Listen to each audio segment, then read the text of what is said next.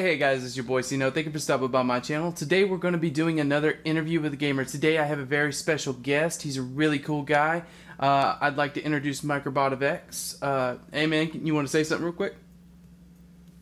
Yeah, thanks for having me, mate. It's a pleasure to be here. Awesome, man.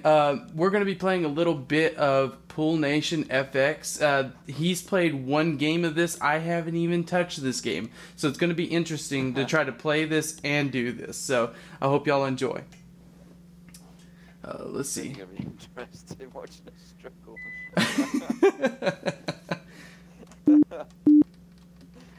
Oh God. I haven't played a game like this since Snooker 2008 on the 360. I don't think. I don't think I've ever tried to play one of these on here. But all right, man. Let's kind of get this started by I'm gonna ask you something that I've asked B Drew as well. What was what's your passion? I want to know what drives you to do what you do on a daily basis.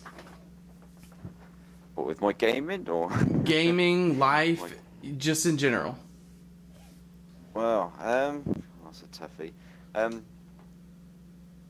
Obviously, I mean, I've been sort of gaming for a long time. So I mean, I've had a massive passion for gaming since I could hold a controller. So I've been quite lucky and respect that my wife and my kids have an interest in it as well. So we all get involved, and they've all got their own machines, etc. No, I mean, I just enjoy doing what I do, and I mean, I know I haven't, you know, I haven't been doing YouTube for a long time, but you know, it was the passion of gaming and the tools that that Microsoft gave us with the Xbox One that really made me decide to try my hand at that as well. So yeah, I'm just an avid gamer. I love gaming. So what am I doing wrong here? Oh, there we go. I thought I was having another shot again then. You did have another shot, I think, because now it's me. Yeah, I did, yeah. Yeah, how did I get another shot? I mustn't have done what I needed to do. I don't know. Okay, man. That's pretty interesting, man. What tools were you talking about? Like, was it the DVR or just the ability to the networking system and stuff like that? What were you exactly talking about? Well, I mean, I always wanted to try my hand at it. I always got fed up of watching YouTubers that had obviously not been around for very long, hadn't been involved in gaming for that long. Probably only really started gaming with the 360. You know, and there was a lot of people giving their opinions that I didn't, you know, strictly agree with. But I never had the kit to do it. I had a PC, but I never had all the equipment with the PC to go ahead and start doing YouTube. And I didn't really want to, you know, put the expense into my PC because I don't really use it that much. I only use it mostly for, you know, well, word processing, emails, things like that. That's what I use my PC for. So I didn't really want to invest money in my PC to do, you know, live streaming and things like that with. So it was the advent of, you know, the DVR on Xbox One and the Upload Studio that really sort of opened it up for me. So there you go. It was it's Microsoft's Xbox One's fault that I'm on YouTube.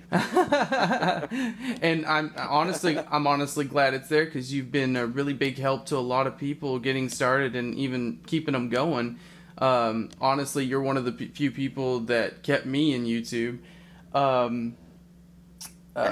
And in your opinion, I've got to ask you this because there's been a lot happening with the DVR, like the ability to have the green screen and stuff like that in the background and stuff like that. What's your thoughts on that? What do you think? Do you think they're going to keep improving that, or do you think that they've kind of reached their limit?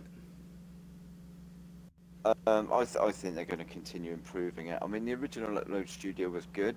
Upload Studio 2.0 was just incredible. The things that people can do now, just using the software available on the Xbox One, you can get some really good professional YouTube videos up on your channel using it. It's fantastic what they're doing, and like with the screen and stuff like that. You look at Erock's channel that he does. All of his stuff is done using the DVR. A lot of people mess around with that green screen stuff as well. It just opens so many doors, and I think it's going to continue to grow as well. I think Microsoft will be continuing to improve that software and introducing new stuff as well. And I think they're probably going to do that. I can see them doing more with Twitch as well. I can see them doing some kind of green screen technology, hopefully in the future with that too. So I think this is just the start. I mean, you know what Microsoft is like, and the Xbox, and that was a terrible shot. I think it actually constantly improving. I actually think it crashed the game. That shot was so terrible it crashed the game. It would not surprise me. Probably still computing. How did he miss that shot?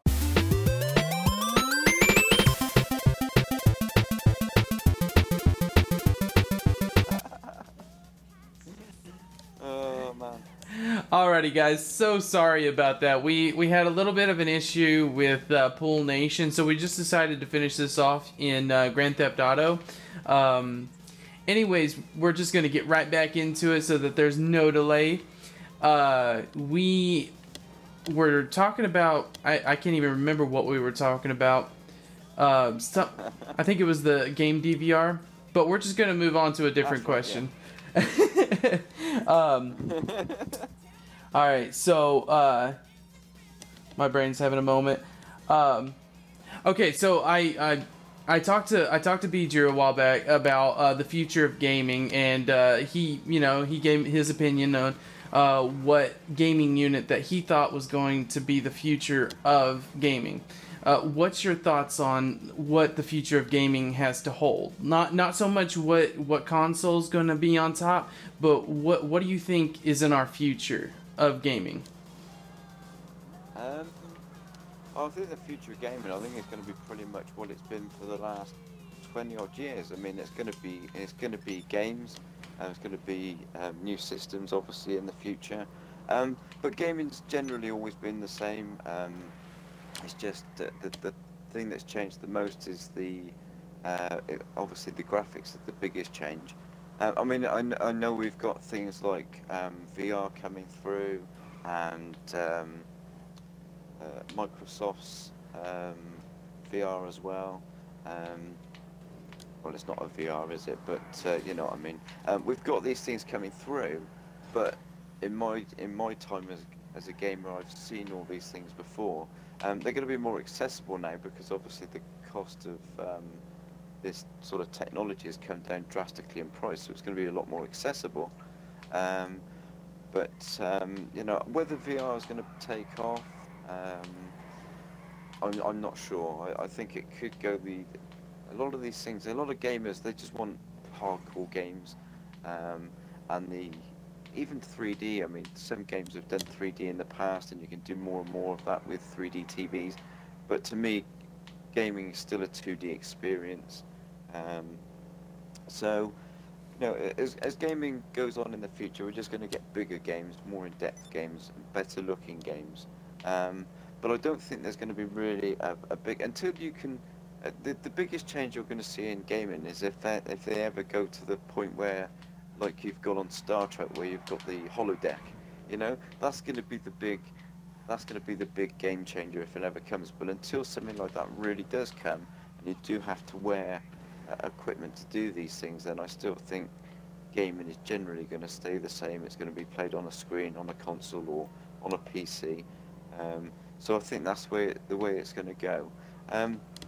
The Microsoft idea, do you know what, the HoloLens, isn't it? The name went completely out of my head then. I think the HoloLens is a more interesting idea, and I said this on my podcast last night. I think the HoloLens is a much better idea as opposed to a full-on VR unit, sort of incorporating the game into your environment, and I think that's as close as you're going to get to sort of a holodeck, I suppose, for the foreseeable future anyway. But I think it's going to, for the foreseeable future, hopefully in my time, you know, we'll see a holodeck. That would be nice. That would be awesome. I would But definitely buy it would it. be awesome. Yeah, definitely. Yeah, I'd have a room just for one of them. But yeah, I think generally, I think HoloLens VR. I think it will be one of those things that you'll pick up and play occasionally. Very much like the Kinect. The Kinect's a great bit of technology, but I don't think it's been utilised fully and not imaginatively, if you know what I mean. They're not coming up with new ways to use this technology the way that they should do. So it'll be interesting to see what they do with the HoloLens. Oh yeah, Um, I'm excited to see what it they will do be with it. interesting. Yeah, but I think gaming as a whole will generally, you know, for hardcore gamers, is generally going to be the same, just bigger and better. But I think it's going to be pretty much as it is. But you know, it's constantly going to move on. We're probably going to see a different kind of storage format. I mean, digital's going to be big now. I think. I think digital's going to be bigger now than I thought it was going to be. When Microsoft announced digital, I was dead against the idea. But I find myself now buying more digital content and more digital games than I have physical. So there you go. I've been converted. Well, okay, so that kind of brings an awesome point. That's something that I wasn't even expecting you to talk about. But for me personally, I know that I love digital games and I have my own reasonings. But what's the main reason for you that you love digital games? Well, there's a few reasons really. One, it stops giving me the incentive to trade games in, because the amount of times I've done that in the past and then thought, God, wish I could play that, and I haven't, because I've been lazy and I've been a skinflint, and I've wanted to save money, and I've traded games in that I haven't played so much of, or I think I've had enough of, to get out of the game. So one, it stops me from doing that. Secondly, it enables me to game share with my youngest lad as well. All of the games that I buy, I normally would buy 1 or 2 copies of the game, sometimes even more. Now I don't have to do that. I buy one game, and my lad who's got Xbox One as well can now have full access to all my games, all my DLC. He gets the lot, so it saves me money as well. So although initially you are paying a little bit more for digital, um, I end up paying about £10 more for a game, but it's a bit different from paying £10 to paying the full price of another 40, £50. So yeah, that's helped convert me to digital really. That's exactly how I feel. In fact, that's spot on what I was. That's exactly it. I love being able to, I love being able to just also say Xbox play this or something, whatever, you know. It's so awesome to not have to get up, change disc, and have the chance of your disc getting screwed up and stuff like that. Exactly, yeah, and that was always a problem my son had, because I think the younger generation don't know how to look after these things. I mean, when I was young, when I was his age, my game collection was my pride and joy, and they would all be in the right boxes, and they'd all be on a shelf laid out.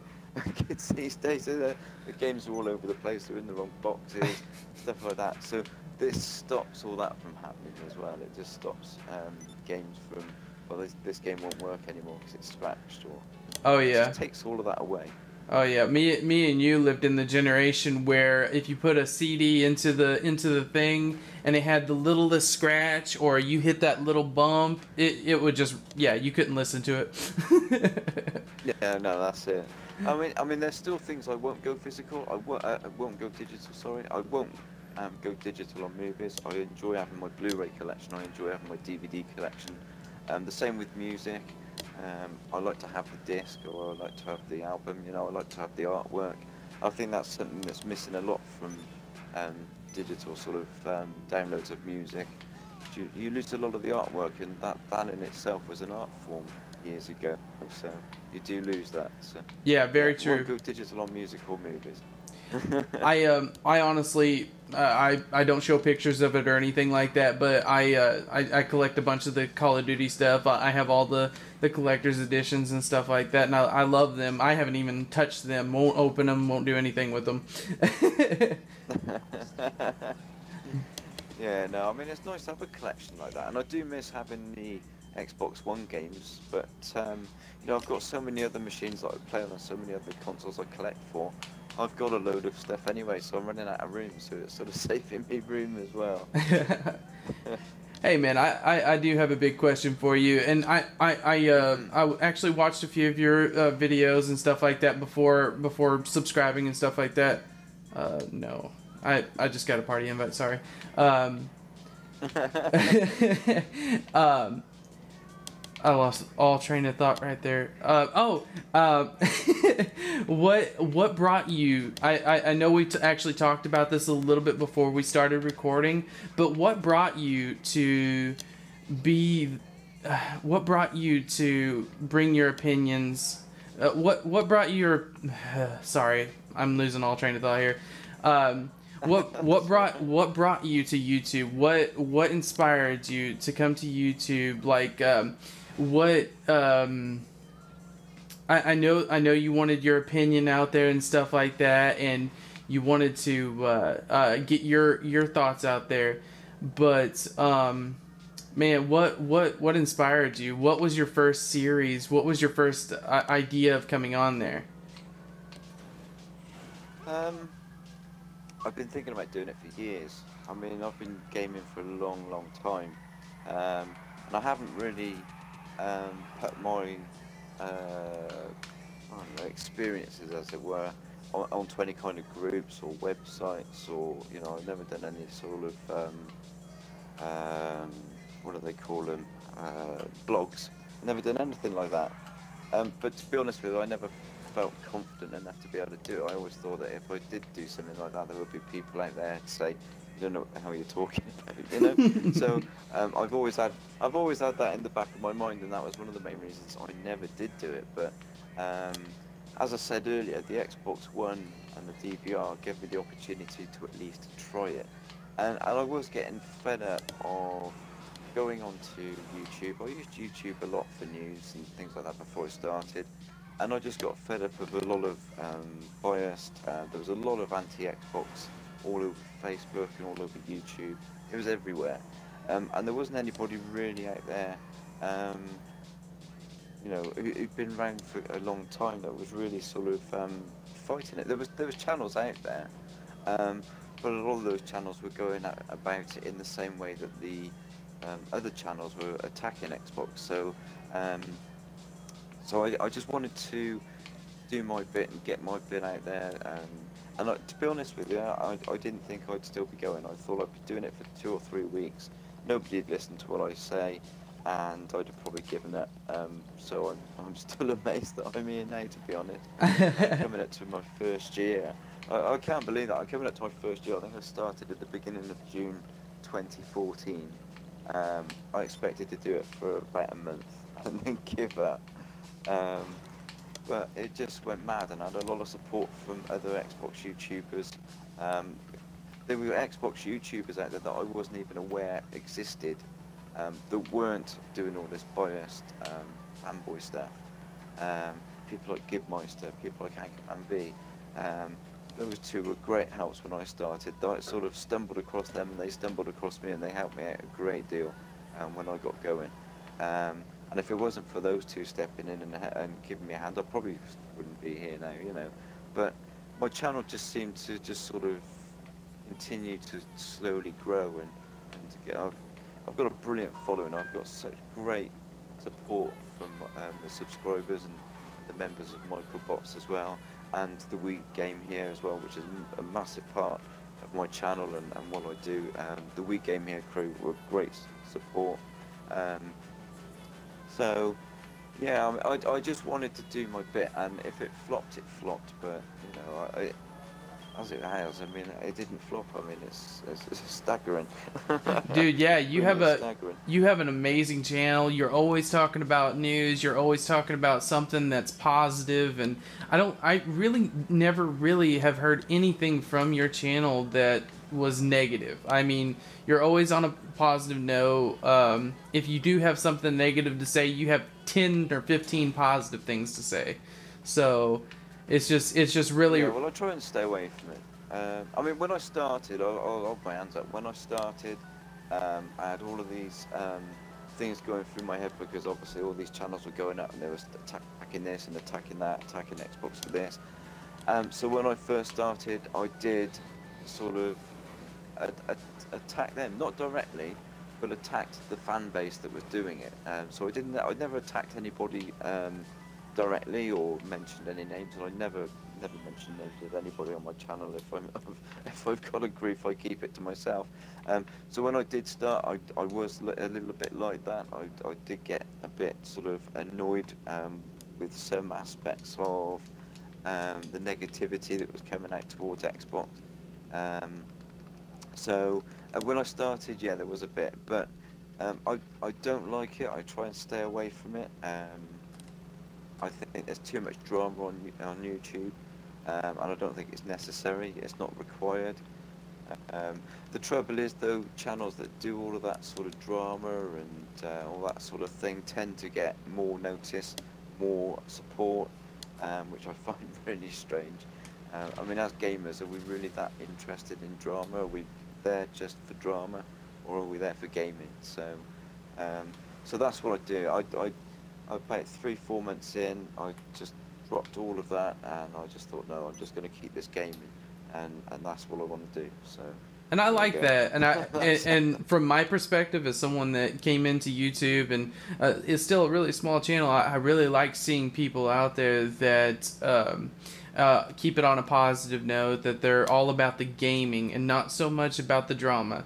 Drama, it's just not worth it in the end. It hurts more people than it actually helps. But yeah, it does, and I mean. Wingy Gaming did a video the other day about it, and he said at the end of the day, when all of this console wars disappears, what are those YouTube channels going to do? So you know, yeah, it's a funny one.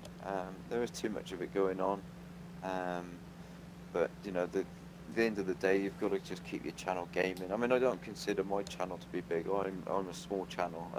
You know, to me, a big channel is sort of 100,000 subscribers. You know, that's a big channel.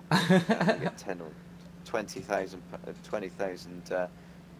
viewers on a video and that sort of thing. I don't get that, and so I see myself no different to you and all the others. You know, I just do what I do, and I enjoy doing it. And if people watch it and enjoy it, then you know.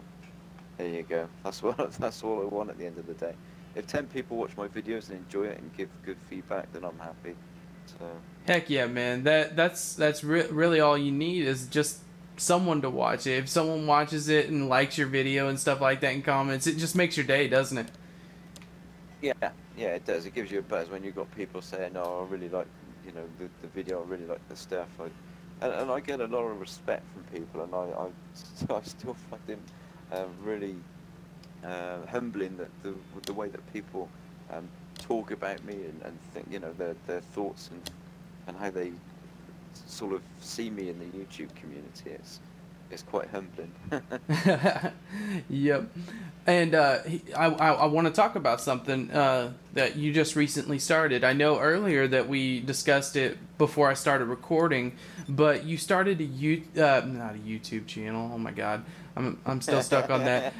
You started a podcast, and you had B. Drew, Crispy Chris, and Stefan.